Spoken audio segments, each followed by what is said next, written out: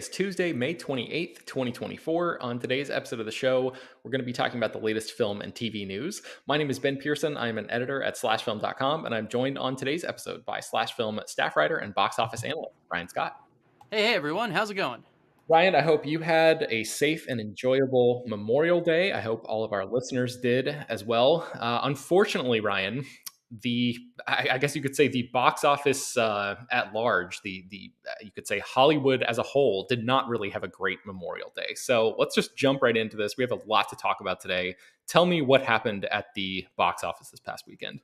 In short, nothing good. Furiosa, a Mad Max saga, and the Garfield movie both opened, and look, it was bad. There's no two ways about it. The across the 3 day, which means your standard Friday to Sunday, Furiosa made $26.3 million.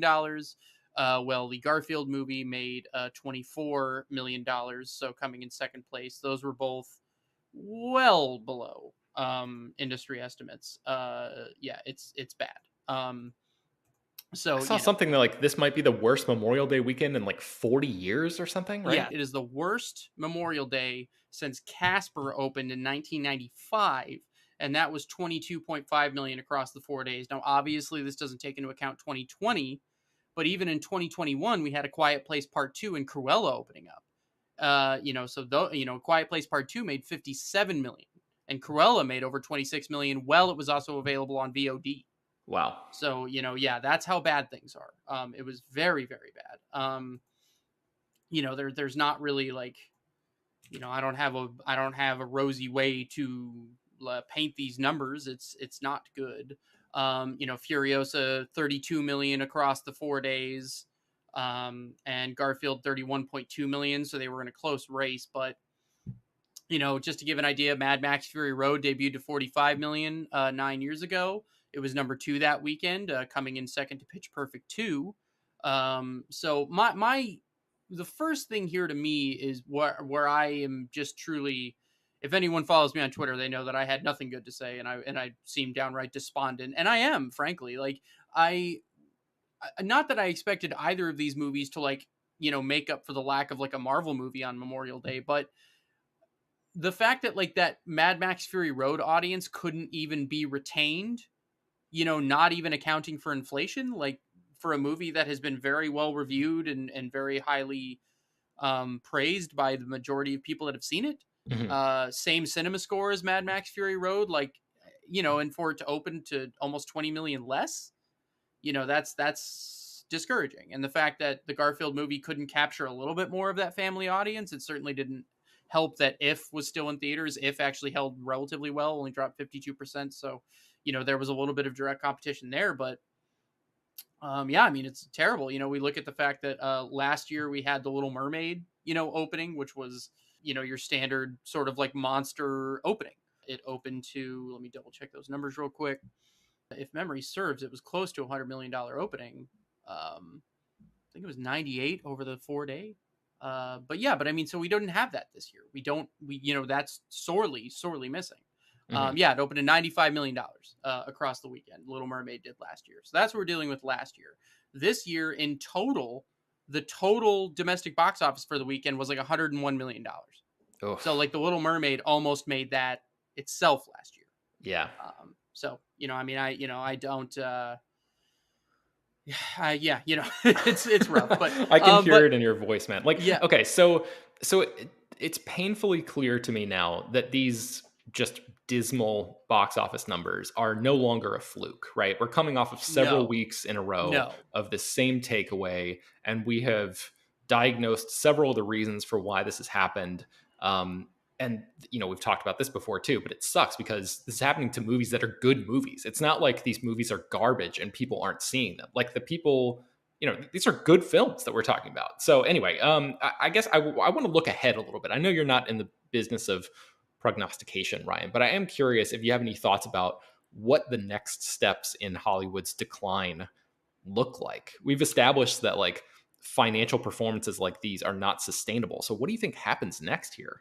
Well, look, we all knew this year was going to be bad, and there is a prevailing wisdom from everyone in the industry, both on the studio side and the exhibition side, that, we just need to wait until 2025, because 2025 will be the first year really where Hollywood has a full uninterrupted production slate, and we have allowed enough time for pandemic recovery. So that can theoretically be the first year where we see, what does this look like? Was $9 billion in 2023 the best it's ever going to get, or can we get closer to that 10 billion number again? We won't really know until next year. That's the prevailing thinking, and I agree with that. Like, we would have had Deadpool and Wolverine in May, had things not been delayed. That would make things look a lot better. That does not solve the micro problem of, like, why didn't more people come see Furiosa? Why didn't more people come see The Fall Guy? Why, like, there's been more than a few movies like that this year. So it doesn't solve that problem. It would have definitely solved, like, a pipeline issue, but yeah, so I don't know. I think for me, it is that wait until 2025. We are not going to know for real until next year. Now, if next year we come out and, like, Thunderbolts does bad, and, like, some of these other movies like Megan 2 doesn't break out in the way that we hope it will, like, and some of these things start happening and some of those dominoes start falling, and maybe, like, even if James Gunn's behind the camera and, like, Superman doesn't perform the way that Warner Brothers hopes, like, then I don't know where this all goes. Like, because if you're not getting those to work, and with a full summer slate, with this, with that, like, that's where. So I guess to answer your question, the best I can say is I am with everyone else in the industry right now, and we just have to wait until next year. Yeah. Variety did this big profile of Adam Aron, who's the CEO of AMC Theaters last week. Did you read that? I did, yes. Yeah, so I'm going to just read a few of the quotes here from that. He was talking to the journalist at Variety, and he said, "Your industry brethren are still so negative. I understand why. It's because they're looking back. Just look a little ahead, and the box office in 2025 and 2026 is going to be so much bigger than 2023 and 2024. And he also said, "We're aware of our current circumstances, believe me, but it's not going to stay that way. It's the first time in 4 years that I've been able to look ahead and say with some confidence that it's not going to be atrocious." And he also mentioned he's going to be spending $200 million a year to reinvest in theaters, which will renovate auditoriums with, like, comfier seats and recliners, and, like, upgrade the projection systems, and adding those premium large format screens that we've been talking about too. So, if you listen to the CEO of the largest theater chain in the world, I think AMC, certainly the country, if not the world, it sounds like he's just sort of bracing for that wait until 2025 mentality that you're talking about. But, like, I'm not convinced that 2025 is going to just, we're going to flip the calendar over into January and all of these problems are going to be solved. I don't know. It just seems like no. Look. And again, I'm not. Look, listeners of the podcast for a long time know I am not Mr. Pessimistic. Like, I try not to be. And, like, if you go through my clips on Slash Film since I started here, you have to pull teeth to get me to be overtly negative. Like, in my interview for this job, to be fully candid, I was like, look, I'm not going to be the negative guy. I am opposed to it. Like, my whole reason that I do this for a living is because I love movies, and I love sharing that with people, and I love sharing in that love. And I'm the guy that had a positive spin on the Tarot box office. Like, I don't think anyone else did. Like, and I was right. The movie's been, so I'm looking for, like, I'm not looking to be, this is what I love, but it is impossible for me to see the light at the end of the tunnel right now. Yeah. And, I know it's like people are getting annoyed, and like, like, I'm coming down hard on the VOD stuff, but that's, in fairness, that's only a part of the equation. And the other thing I don't want to get lost, and you do a good job of keeping me honest here, is I don't want to point the blame at the consumer. It is on the industry to fix these problems and make it more attractive to the consumer. And there are a lot of problems. There's many we need to talk about. We need to talk about pricing. We need to talk about, I mean, I don't know when the last time you were at a Regal Cinema was, but, like, I think since the bankruptcy, they literally have not been able to, like, do anything to those theaters. And, like, it is a bad experience. And that's what a lot of people, that's what they have. That's what they have available. I understand why you wouldn't go to that. So, it is a multifaceted problem, and it's got to be addressed. And there's more to say about that. Like, I was all for Tom Rothman, the CEO of Sony Pictures, being like, yeah, we need to lower ticket prices. That's great. But how can theaters do that in good confidence when you're pulling The Fall Guy after 17 days? Yeah. And putting it on VOD. Like, how can you look them in the eye and say lower prices when you're doing that to them? So like both sides have got to figure some stuff out. And like, that's what I keep coming back to. Like, I'm all for that, but like the theaters are like, how can they trust the studios? Yeah. So it's like, it's complicated. Like, it's really complicated. And I just real quickly, just to throw a slightly bigger picture here, like, not to focus just on the domestic box office, like Furiosa did $32.8 million overseas, which was also below estimates. So it's at $64.8 million for a movie that I've seen its budget reported to be around $170 million. Not great. Difference with the Garfield movie is that it's already made $66.3 million overseas because it's been out for a while. So it's at $97.4 million, and I've seen its budget reported at 60. So that will make its money back. Mm-hmm. The Garfield movie will be fine, but it's also, that number is not enough to like help theaters keep the lights on, is essentially the issue. But Yeah. so I don't know if you have anything else, but that's more my thing, is looking at the broad picture. I'm with you. I don't think flipping the calendar suddenly makes everything better. Yeah, I mean, the idea that AMC is going to be spending $200 million a year to upgrade its theaters and like maybe fix some of those issues that we've been talking about, that we've been complaining about for years, is music to my ears. I just hope that it's not a too little, too late type of situation. Like the idea of people's habits being formed and disrupted by the pandemic and streaming and everything else. I mean, been talking about this stuff for so long now, it feels like silly to repeat it all the time. But like, I don't know. I just wonder if we've officially hit the tipping point where there's like the point of no return has passed. Like we've already gone beyond it. And I don't know, like you said, Yeah. maybe we have to wait until next year to really know the answer to that. But well, that's my concern too, is that, and so the thing, and I think I've said this on this podcast before, is that like I was the unpopular kid in 7th grade telling people not to download music illegally. yeah, Because I understood that, this is not going to a good place. And if you look at what happened with the music industry, we broadly devalued music. And now, like, the biggest income generator for the music industry, and look, the industry had some blame. I'm not blaming consumers. Like, they were charging too much money for certain things, whatever.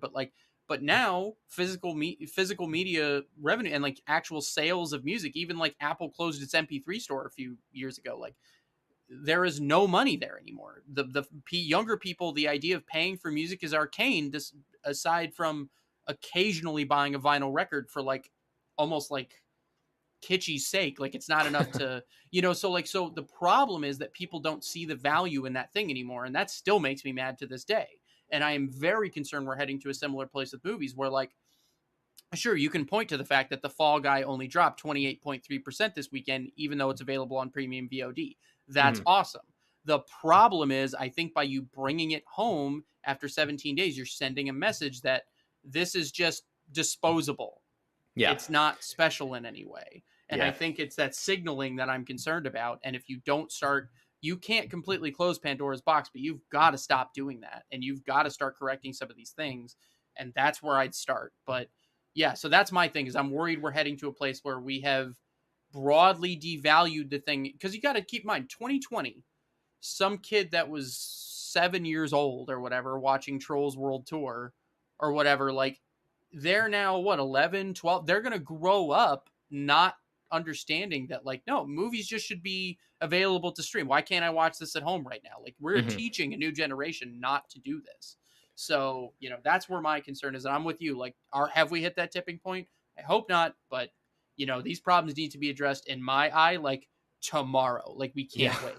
So, with the music thing, the analogy that you brought up earlier, like I remember when I was a kid, you would spend $20 for like one CD or something. And like, obviously that industry shifted, the pendulum swung so dramatically. And now we're seeing that same sort of pendulum swing in the film industry. And it's just like, it's so rough to be, tracking this stuff in real time and experiencing this and just see the decline of this form that we love so much just drop precipitously in the public view. And like that devaluation you're talking about is just like so it hurts my soul. So it does. And I think the thing is that, like, with the music industry, so like for example, like I heard the band Korn talking about this, like their follow-up album to their breakout album, they spent like well over like $1 million recording that album, which is a lot to record an album, and like, or millions, it was a lot. You don't do that anymore. Even big bands, you're trying to save as much money as you can recording because you know you're not going to make that money back in the same way. Like the money just isn't there anymore. The only way they make money is touring. And so like I think with movies, the problem is if the box office really starts truly failing, like, and it becomes a less and less like, you know, available thing to the industry over enough time, like it's gonna be more noticeable in a movie, like, because you're not gonna have the money for a budget. Recording quality and things like that, like home recording equipment got better, so you can sort of, make a cheaper record now that sounds like a professional record. I'm not saying you won't be able to make movies for lower budgets that look good, but I'm saying it's going to be noticeable. Like when that money is not spent to get the volume of movies per year or the types of movies we're used to.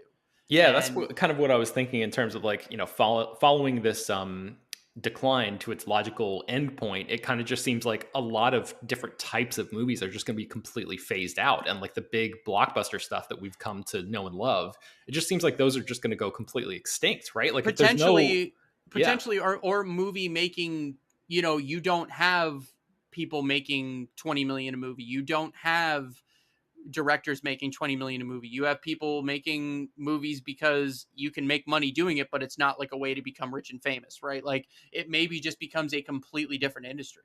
And so maybe, yeah, you do have, blockbuster type movies, but it's not movie star driven. It's not that sort of thing. It's like you're saving a lot of money because everyone's getting paid less.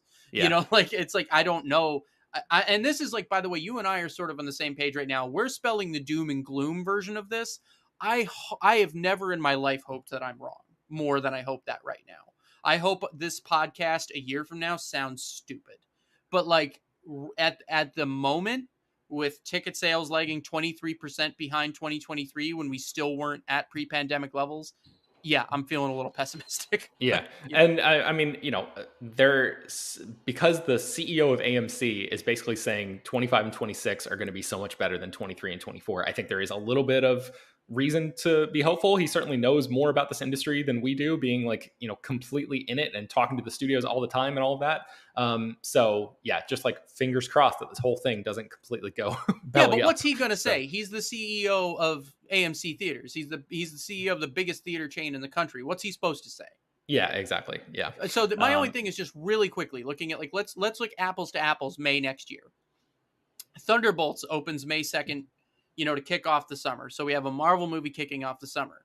I am incredibly skeptical about Thunderbolts and I'm very excited about that movie personally, but something that like can draw people out the way old Marvel did. I don't know. Yeah, those trailers And are going to have to be like legendary. legendarily Yeah. good. And like Flower Veil Street, which is the David Robert Mitchell, Ewan McGregor movie that is about dinosaurs, but they won't say it's about dinosaurs. So like, I don't know. Like, I don't know. I mean, I want that movie more than I've wanted anything in my life, but like, I don't, I don't know. And then you have Mission Impossible Dead Reckoning at the end of May. And like, my only thing there is that like, that movie's going to make money, but it's going to be the other problem we talk about all the time where that movie has now had its budget balloon and it's going to be a thing where it makes a lot of money yet loses money for Paramount.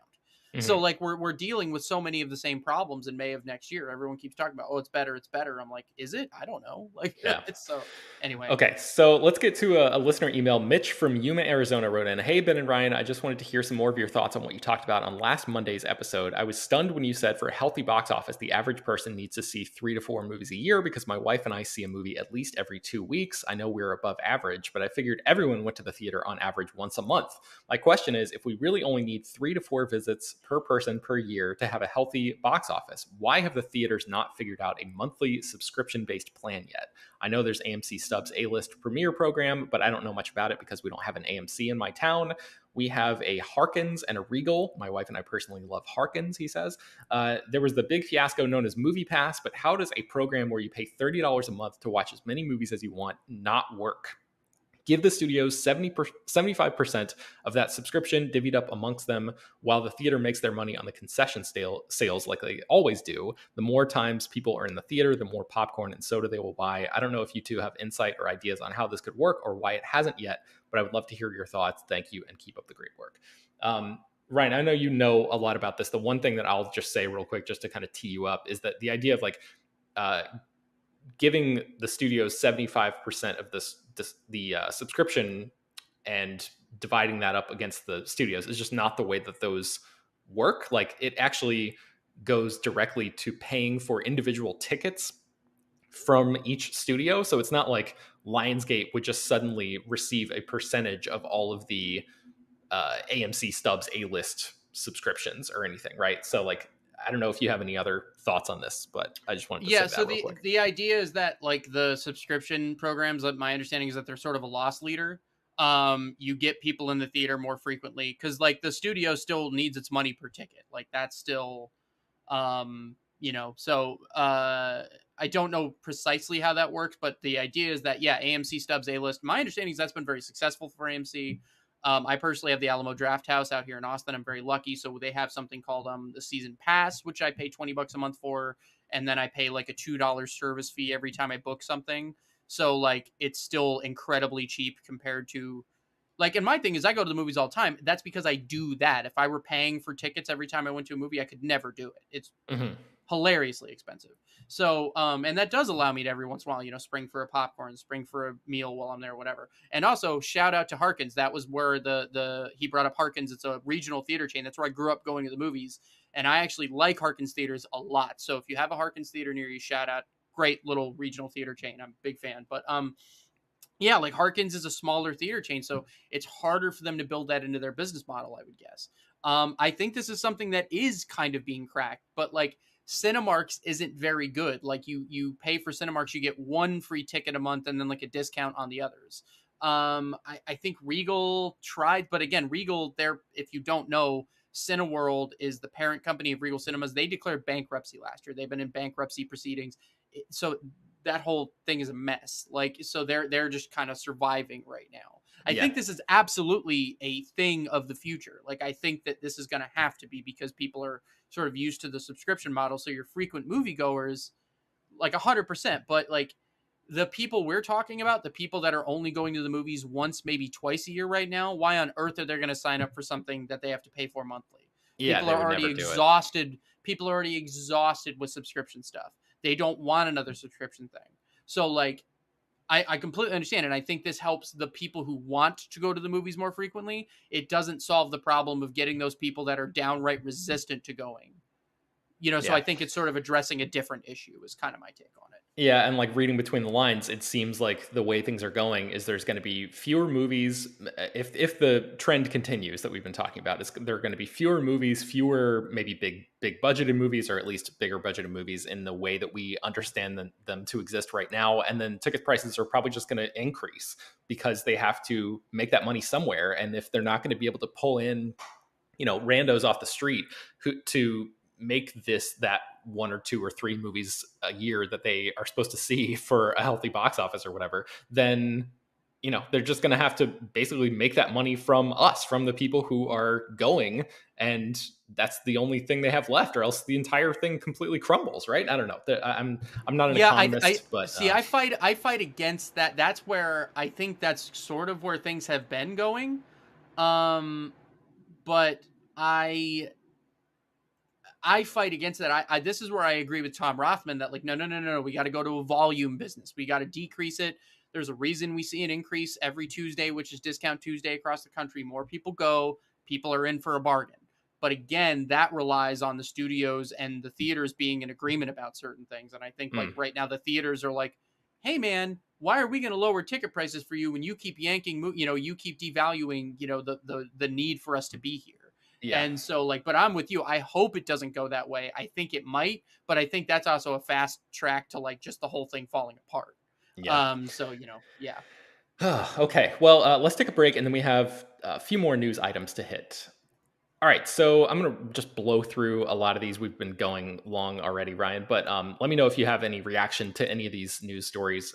As always, I'm going to drop links to all of these in the show notes, so I encourage people to go. If anything we say here interests you, you can learn more about it at the actual article, because I'm just going to give sort of like the top line takeaways here, the headlines basically. So Rian Johnson's next Knives Out movie has a title. It is called Wake Up Dead Man. And as of, I think, last night, we learned that Josh O'Connor, who starred in Challengers, and Kaylee Spaney, who starred in Priscilla, are going to be part of the cast along with the returning Daniel Craig. So those are the only ones that we know are confirmed right now. I think there was a rumor that who was it? Lindsay Lohan and somebody else. I'm trying to remember who I saw this morning. Might be joining the cast, but yeah, that's all that we know in terms of being confirmed right now. You can read more about Wake Up Dead Man and the title and the significance of that at the link in the show notes. Ryan, I assume you're looking forward to this movie. Oh yeah, it's my favorite title of the three. I love the, like, I know it's like taken from a U2 song, which is kind of interesting, but like, yeah, like Wake Up Dead Man as a title for like a murder mystery is dope. Yeah. I like that. I love Kaylee Spaney. Her career so far is fascinating. I think it's kind of cool. Josh O'Connor is getting to do this after, like, kind of breaking out in Challengers a bit. And yeah, like some of the other rumored cast members, like, again, I don't want to talk about rumor too much on the podcast, but like, Rumor Patrol says Tom Hardy might be in it, maybe Lindsay Lohan, like you said. Yeah, like, that was the other one. Yeah, so like, that'd be cool. I don't know yet, but like we'll see. I like, if that's true. Like the Lindsay Lohan one fascinates me. Like that would be an interesting, Yeah. like that's a poll. Nobody had that on their Knives Out bingo card, right? Like that would be. So yeah, no, I continue to be fascinated, and it also seems like what's interesting too is, Glass Onion was a little older skewing, like a lot of actors in their 40s and 50s. It'd be interesting because this would be like younger skewing. Yeah. So I wonder, like, with Tom Hardy, I guess, being the exception there, but like it'd be interesting. That to me stood out, depending on. So yeah, very interesting. Okay, so James Gunn has revealed the writing team behind a Green Lantern show over at DC that's been in the works for a long, long time. He confirmed on Instagram that Chris Mundy, who is one of the minds behind Ozark, Damon Lindelof, and DC Comics writer Tom King are going to be sort of the creative writing brain trust behind this show. So that's fascinating and has me more interested in a Green Lantern show than I would have been otherwise, especially Damon Lindelof's involvement. So I don't know if you have any thoughts on that, Ryan. I like Damon Lindelof a lot. I'm interested in, like, if it was him who was like, I have an idea for Green Lantern, or if they were like, please come do Green Lantern. Like, I don't know who approached who there, but certainly lends that series a lot of credibility from the jump. Yeah, and obviously he worked on Watchmen, which was technically a DC property, so he's got a little bit of familiarity with that universe over there. And he absolutely crushed Watchmen. So, like, hey, let's go. Awesome. Okay, so let's see. Next up, Marvel's Vision series is still floating around and now has a Star Trek showrunner. So I think his name is Terry Matalas, who was the the showrunner of, what is the show? Star Trek Picard. He was the EP, and now he's going to be the showrunner of this Vision series, which I think at one point was called Vision Quest, and this is a spinoff of WandaVision. And this was announced a long time ago, and it's supposed to be about like the White Vision character. I don't even know if people remember this because WandaVision was so long ago, Ryan. But the whole like Ship of Theseus thing that happened, where Vision was fighting a pure white version of himself, and then that character just disappeared, like he flew away. This new show is supposed to be about that version of the Vision character. So, like, are people even going to be interested in a Vision show? This is one of those that I was sure was just like canceled, fell by the wayside. We were never going to hear about it again. But now that they've hired a showrunner, it's like, oh, they're serious about this? Well, they're actually going to go through? Yeah, and they have a 2026 target too. So they're like, and that's the thing to me is like, wait, 2026? You mean 5 years after WandaVision? Like, where I'm like, I don't know. This is one of the ones where I'm like, just why? Like, what, because they've already talked about they're going to try to make the TV shows less like connected, so you don't feel like you have to watch them. Mm-hmm. Isn't this one you could just not do? Is this I don't know. Like, I don't know. Anyway, but yeah, the idea must be like out of this world for Kevin Feige and his people to be like, all right, let's go. Either that, or you got people on like contract holding deals where it's like pay or play, right? Like maybe people are going to get paid if you don't do it. So like you just decide, okay, I guess might as well get a show if we got to pay people. Oof, yeah, that's not the best way to go forward with making a show, but hopefully that's purely speculative. But I'm just wondering, because it is confusing to me. But yeah. Okay, so speaking of Star Trek, a new Star Trek movie is in the works. It's been in the works for a little while. We know that Toby Haynes, who directed some of Andor and also some Black Mirror, is going to be directing. Seth Grahame-Smith who wrote the Lego Batman movie, has signed on to write the script. We've known that this movie has been in the works for a little while, but some more information came out about this next Star Trek film, which is that it's going to be a prequel. And Simon Kinberg is now attached to produce. And this show is going to be set decades before the events of the 2009 movie that was directed by J.J. Abrams, likely around modern times. And it is said to involve the creation of Starfleet and humankind's first contact with alien life. So you can read our article. We actually don't have time to get into all of the Star Trek timeline stuff, but you can read our article that breaks all of this down really, really well. So I encourage people to go check that out. And then this one I know you have a personal interest in, Ryan, which is Godzilla X Kong director Adam Wingard is not returning for the sequel. So, I mean, I was kind of shocked when I heard this, but it seems like Wingard wants to make a smaller movie in between, or wanted to make a smaller movie in between Godzilla Kong projects. And Legendary had a release date staked out and said, no, we got to keep this thing going. And he was just like, well, I can't do it in the time frame that you're looking for. So now they're looking for a new director. So I know you wrote a whole article about, here are our picks for who we think should direct this movie. I don't necessarily want you to spoil that, but yeah. Do you have any like broad thoughts about this topic? Well, Adam Wingard, he did 2 of these movies in a row under pretty brutal circumstances. Like, you know, it's a tall order to do a trilogy back to back like that, like under a tight timeline. Like that's tough. So, and he's making a movie called Onslaught for A24 is what it is. And just like by the time that movie's done, he won't, you know, it just doesn't fit their timeline. I love Adam Wingard. I love what he did. I kind of understand why he's moving on. And I don't think it's one of those things where he's irreplaceable, right? Like I would love it if he came back, but I think given some of the people I put on this list, I think there's some people out there that could crush this. And the one thing I will say is a man named Brian Duffield should be getting a phone call. That's like, if they don't call him, I think something just is not correct in the studio system. But Brian Duffield did No One Will Save You last year, but he also kind of spearheaded the Skull Island animated series on Netflix. So he's already got like a foot in the camp of, you know, the MonsterVerse. He's proven himself. Like I think that to me, if there's one guy out there that like would be the home run choice, it's him. Excellent. All right. Final news story is Steven Spielberg's top secret next movie has a release date. So this is very exciting. David Koepp is reuniting with Spielberg. He's the screenwriter behind Jurassic Park and War of the Worlds. And I think this is going to be the sci-fi movie that has been sort of kicked around a little bit, like Steven Spielberg returning to the world of aliens again and science fiction. Details are extremely hard to come by right now. I think they're keeping this one very, very close to the vest. But yeah, I think this is supposed to be coming out in May of 2026. So we don't have that much longer to wait for a new Steven Spielberg movie, which is always exciting.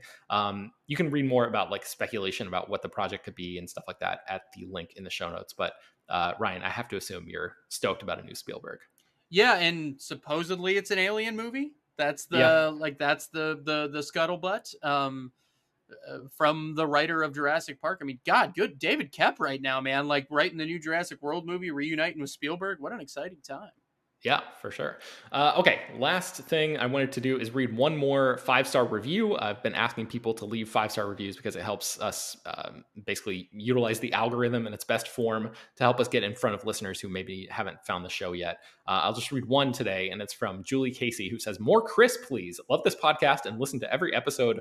All are great, but especially Chris, who is a smile. Thanks, guys." And I sent this to Chris, and he was like, that's awesome. I've never been called a smile before. And I was like, you know what, Chris? I don't think anybody's ever been called a smile before. I love that. I love that. Great. So thank you, Julie Casey, and thank you all for listening. So that's going to do it for today's episode of the show. You can find much more about all the stories that we mentioned on today's show at slashfilm.com and linked inside the show notes for this episode. Slash Film Daily is published every weekday, bringing you the most exciting news from the world of movies and TV, as well as deeper dives into the great features you can find on the site. You can subscribe to the show on Apple, Overcast, Spotify, wherever you get your podcasts. Send your feedback, questions, comments, concerns, and mailbag topics to us at bpearson@slashfilm.com. Make sure to leave your name and general geographic location in case we mention your email on the air. Don't forget to take a minute to rate and review the show on Apple Podcasts or Spotify. That really does help us out a lot. Tell your friends about the show any way you can. Thank you so much for listening, and we will talk to you all tomorrow.